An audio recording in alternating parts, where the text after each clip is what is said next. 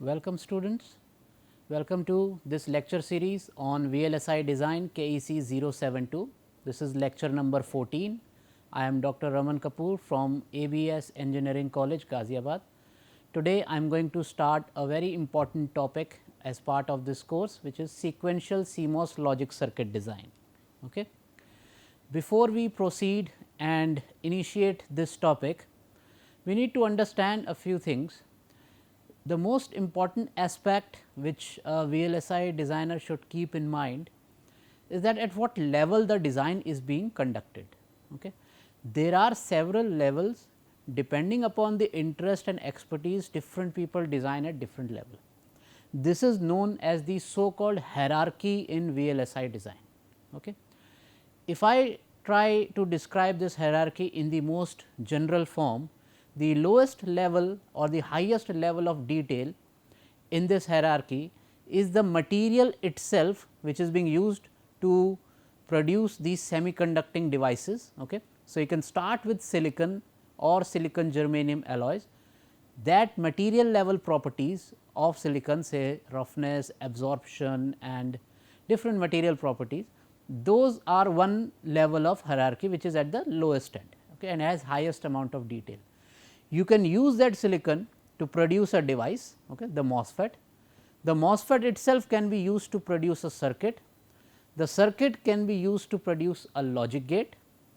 Logic gates connected together will give you a module, and several modules connected together make a system. Okay. So, if I try to draw this hierarchy, you can have a system at the top end. The system can be consisting of different modules. Okay. Modules have different gates, say logic gates. Okay. These logic gates were made by some circuit, okay, and this circuit came from some device,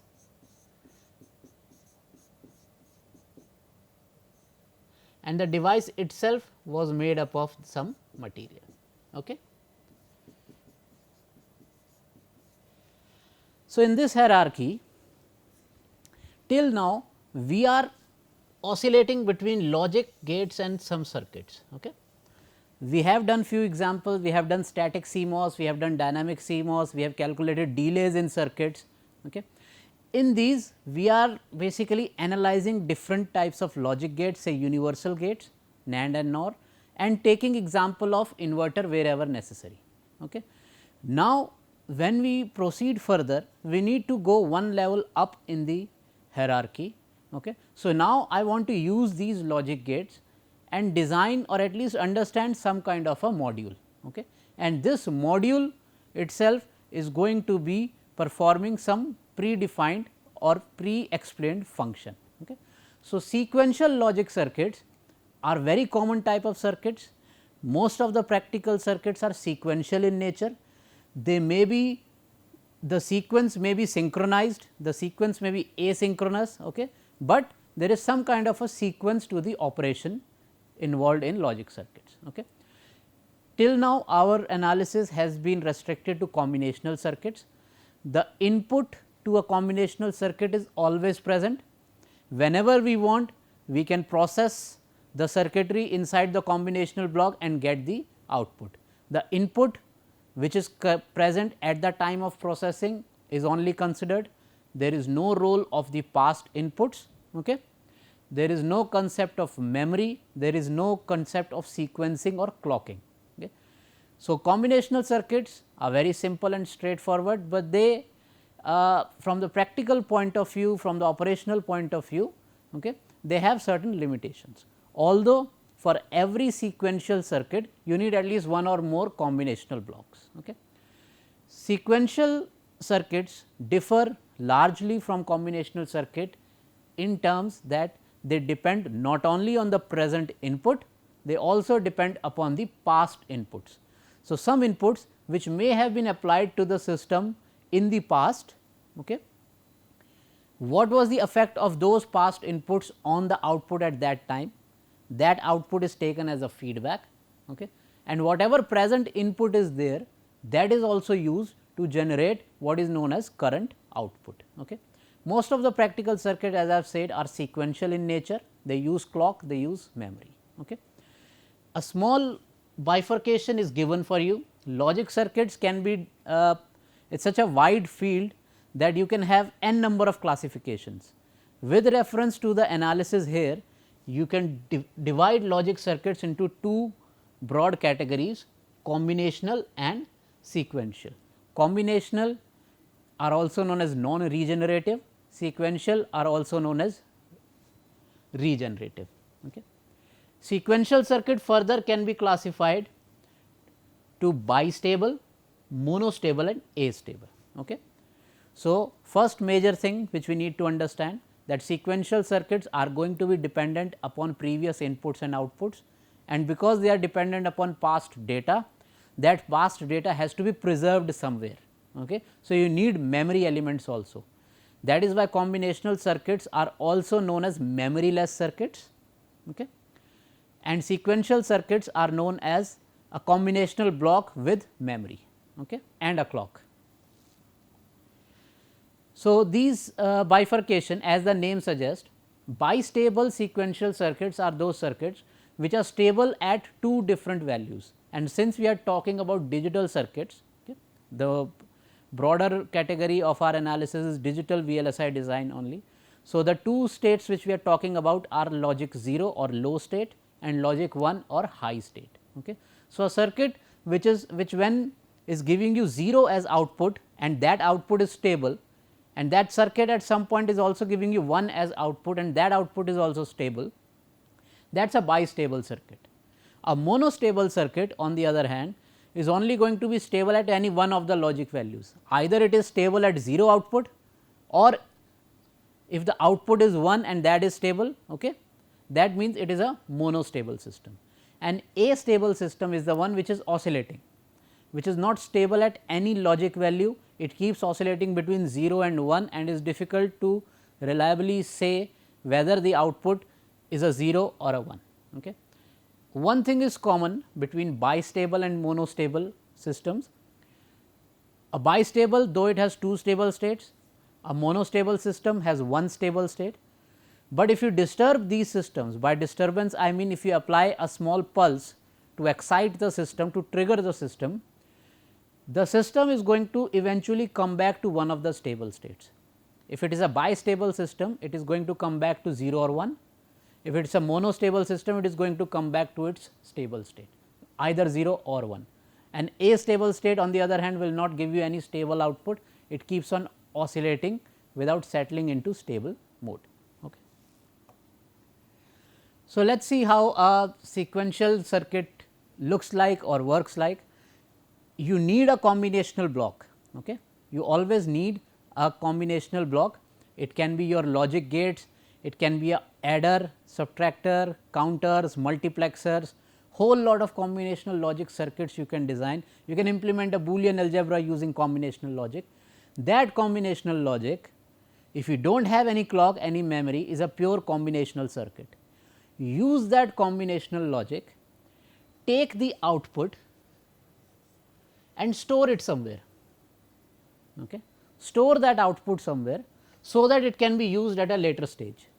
So, at any time t, if you are trying to calculate what is your output, that output is dependent on what is being applied at the input, present input, and it is also dependent upon current state of the system. What is the current state? What state the output or the system is currently exhibiting? That current state plus the present input, okay, is being used to obtain the present output, right. And when we say current state, now this current state is actually coming from some of the previous output. Okay. What is next state now becomes current state after some time. What is current state now was the next state some time ago. Okay. And what is next state now will become current state after some time, which basically means that indirectly your system is also dependent upon past inputs, because the value of this next state was obtained using some previous input. Okay. So, the effect of previous input is also taken into account and the present input is always there as application. Okay. This is the most general form or a general way how you are implementing a sequential circuit, and this storage is being triggered by a clock also. So, this current state will always not be available, it is like an on demand thing. Okay. So, whenever you need a value at current state, you have to synchronize the clock in such a way that when output has to be calculated, the clock triggers and send you some current state value. So, you take the effect of both present and past input and obtain what is known as the present output. Okay. The data in combinational circuit is always there, it is always present at the input. In a sequential circuit is generally presented sequentially, bit by bit, that is known as serial interfacing, and in some cases it is also presented in a parallel way, which is known as parallel interfacing. Okay. But the triggering is controlled. Okay. It is not that as soon as your input changes, the output toggles or changes. Okay. That is not the case, right. And depending upon the memory elements, if you can classify memory elements into different categories, that basically become the category of a sequential logic circuit. Now, that is one of the advantage, right. So, your input can remain active for a long time, but the output only changes when you want it to, depending upon how you have set the clock, right. In addition to that, propagation delays, which is the delay which takes for a signal at the input to propagate towards the output, that is always there in a combinational circuit. Since you use a combinational block in a sequential circuit, that propagation delay is always there, plus you have a few more parameters involved. Okay. One is sequencing overhead. So, once you have a large amount of data and you are sequencing it serially. Okay. So, if you are serially entering the data, it is entered through storage blocks, which are also called as flip flops. Those flip flops are nothing but a collection of logic gates only, and every gate has a capacitive action. There is going to be a cycle of charging and discharging. So, data takes some time of some extra delay to sequence through. This is known as sequencing overhead. Okay. So, this is an extra added overhead in a sequential CMOS circuit. You require additional circuitry because you have to store the data, you have to apply a clock. Both of these things require additional circuitry, but functionality increases, user control increases, you can parallelly interface data, a large amount of data is available at the same time, okay, and that can be propagated through. A lot of practical application rely on how sequencing is done. Okay. The separation between your past, current and next state of the system, what the system was displaying in the past, what it is currently displaying and what it might display in future. These things are controlled by approaches like either FSM, which means finite state machine, which is nothing but a sequential circuit which can exhibit finite number of states at the output, or pipelining. These two topics will be discussed at some point of time. So, let us proceed further. The most common approach of sequential circuit is what is known as FSM. As I said, FSM stands for finite state machine. Every word has a meaning. Finite means there is a limited number of something, and what something, the state of the machine, and machine means the sequential circuit. So, any sequential circuit which exhibits a finite number of values or outputs can be considered to be an FSM. Okay. So, the output of the FSM in the most simplest way form are dependent on current input and current state. Now, some type of circuits, they are also dependent only on the current state and may not depend on the output itself may not depend on the current input, but the next state will depend on the current input. Okay. So, the next state is determined based on the current state and the current input and is fed via an inputs of registers. On edge triggering means some kind of a pulse, which is your clock pulse. Whenever it changes its polarity, whenever it changes its edge, either 0 to 1 or 1 to 0, that is edge triggering, the next state is updated and a new cycle begins. Okay. This will be discussed in more detail very soon. The register or the storage element is then becoming independent. Once the next state is updated, the registers do not become active until your next cycle arises. Okay. So, any change might happen at the input in this time, but that is not reflected in the next state. So, that is why we said that sequential circuits allow more user control as compared with combinational circuits. Now, since we are talking about clock and memory and triggering and pulses, there are a lot of timing issues associated with sequential circuit. A well designed sequential circuit will always take into account all the timing overheads. Okay.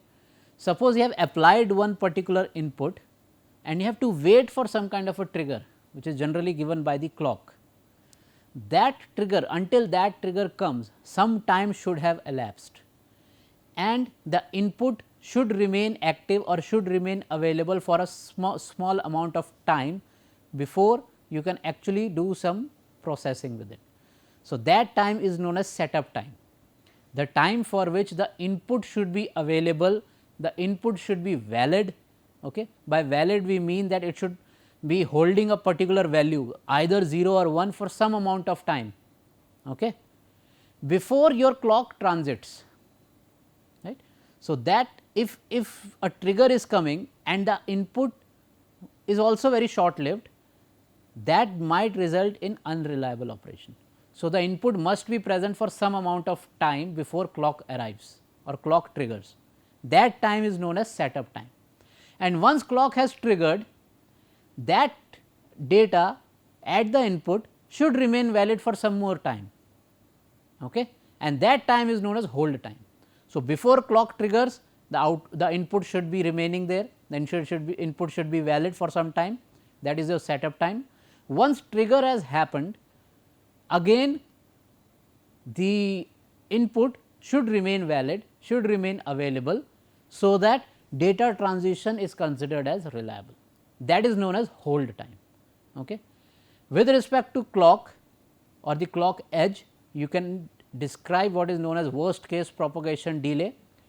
Propagation delay is nothing but the maximum time it takes for the output to become steady once input has changed. So, your starting point is when input makes a transition. From that point until output becomes steady, that is your propagation delay. Okay. In addition to that, you have contamination delay, which is actually the minimum time. So, if propagation delay is the maximum time it takes for the output to become steady after input has changed, contamination delay is the minimum time when the output actually starts to make a move. Okay. So, suppose at time t equal to 0, your input changes, a finite amount of time will lapse depending on the circuit complexity when the output starts to make a transition. That minimum amount of time is known as contamination delay, and the maximum amount of time or delay it takes for output to become steady, that is your propagation delay. So, in a sequential circuit, you can define propagation delay either with respect to the clock or with respect to the input. In a combinational circuit, there is no clock present. So, the propagation delay is only measured with respect to transition in the input. In a sequential circuit, you can define propagation delay or for that reason contamination delay also with respect to the input. Okay. But since clock is also acting like a trigger, you can define propagation delay as well as these contamination delay with respect to the clock also.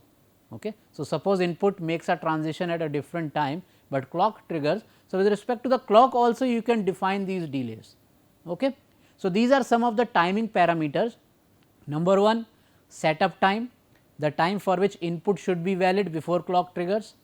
Hold time, the time for which input must be valid after clock has triggered. A propagation delay with respect to the clock, a propagation delay with respect to the data input. Okay. Contamination delay, the minimum amount of delay when output starts to change after input has transited. So, this timing diagram sort of explains further the timing parameters associated. Okay. So, this is your clock cycle at the top. Okay. So, it is going 0 here and 1 here. Okay. Data here makes a transition. This point here is your point of transition. Okay. Until the clock triggers, the data should be valid or available for some time. Okay. It should not change at that time. This is your setup time, and after clock has triggered, it should still remain, so that all delays can be accommodated. This is your hold time. Okay. And this TCQ is your contamination delay with respect to data. Okay. Sorry, this is with respect to the clock. When the clock triggers, how much contamination delay is there. Okay. So, there are some unstable states here, and then data output becomes stable, right. So, the timing constraints which are generally associated, the clock time period. So, here uppercase T represents the clock period. Okay. TP logic represents your propagation delay with respect to data input. Okay.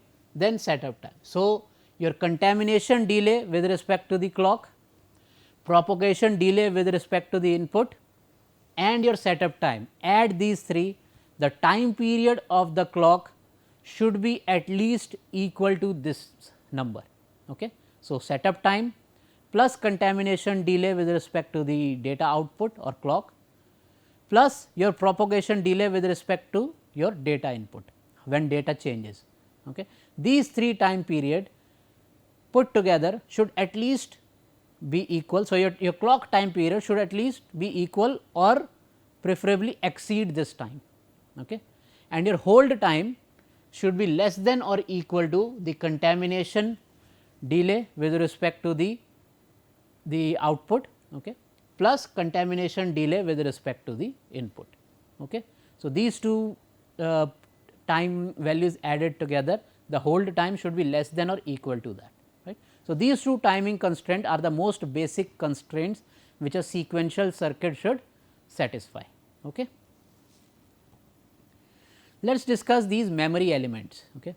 Sequential circuits, if you remove memory from that, you are nothing but left with a combinational block only. So, a large basis of classification of a sequential circuit is what kind of memory you are using. A memory that is embedded into logic is known as foreground memory. Okay. It is one of the most organized way, or it has individual registers forming a register bank. Large amount of centralized memory core are referred to as background memory. So, a system with background memory can be called as a background sequential circuit. A system with foreground memory can be considered as a foreground sequential circuit. Okay. Background memory has arrays, so more higher area density, but then the performance and robustness is reduced. Right. Static versus dynamic memory. This is the most common classification of memory element in a sequential circuit. So, many times there is a small confusion that combinational circuits are static and sequential circuits are dynamic, while sequential circuit can also be both static and dynamic depending upon what kind of storage mechanism is being used. Static memories just preserve the state as long as you have power turned on. They are built using positive feedback or regenerative feedback. Circuit topology consists of some connections between the output and input of the combinational circuits. Okay. This is known as static memory. A system, a sequential circuit which uses this type of memory is a static sequential circuit. Dynamic memory on the other hand uses capacitive mechanism.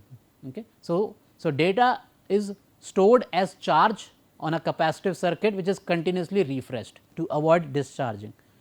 Any sequential circuit which uses dynamic memory is a dynamic sequential circuit. Okay. They are quite useful, more often used than static memories. Now, let us differentiate between a very common topic which we encounter, that what is the difference between a latch and a flip flop. The data is being stored to obtain the current state, so that next state can be defined. So, data is being stored or latched somewhere, but what is the difference between a latch and a flip flop? both are considered as storage elements. Okay. They are largely the same, they are used for storage in a sequential circuit. The so called memory element of a sequential circuit is a collection of latches or flip flops. Okay. The difference being a latch is level triggered while a flip flop is edge triggered. Okay. So, a flip flop can trigger with a pulse, a latch will trigger as long as enable is active, right. When a latch is enabled, the output changes as soon as input changes, but the output of a flip flop remains constant after triggering, pulse triggering or edge triggering, even if input keeps on changing, right. And every flip flop requires a latch for its construction. Okay. So, this is major comparison between a latch and a flip flop, and just see how latching works. Okay. So, latch operates in two different modes, one is known as a transparent mode, this is your writing mode basically. So, when the latch is enabled, whatever you have applied at data input D gets copied to data output Q. These are standard notations, input is generally represented as D and output as Q. Okay. So, when we say clock signal is high or enable is high, you might implement a clock with a latch without a clock also. You can use a simple enable switch, enable pin, which can be active high, active low. Okay. If it is active high, which means enable is high, logic 1, data will be written to the output. If it is active low, means when enable is at logic 0, data will be written to the output. Okay. So, this is what is known as positive latch and negative latch. When the clock or enable is inactive, okay, opposite to what it was in the transparent mode, the latched output is held stable for the entire phase.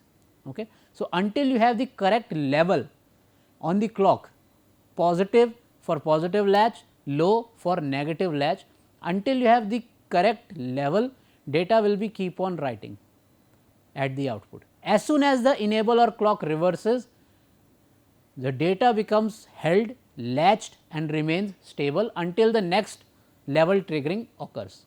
Okay. So, major difference being that a latch can work without a clock, but it still needs an enable signal, and that enable is level dependent, it is not transition dependent.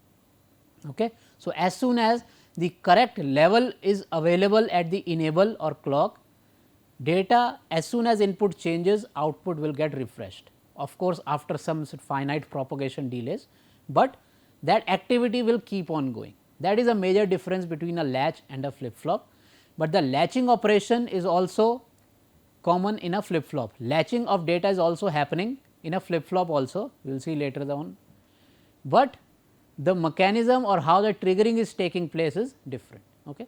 So, with this we come to the end of this lecture. I have given you a brief introduction and an overview of sequential circuit design. What are sequential circuits, how they differentiate from a combinational circuit, what are the different advantages, what are some of the limitations. It requires extra circuitry, it requires memory, it requires synchronization, sequencing. Okay. But all these limitations are very small when we see that a better user controlled and more functionality is provided by sequential circuits. In the next few lectures, we are actually going to see implementation of how sequential circuit is designed and implemented. Okay. Thank you.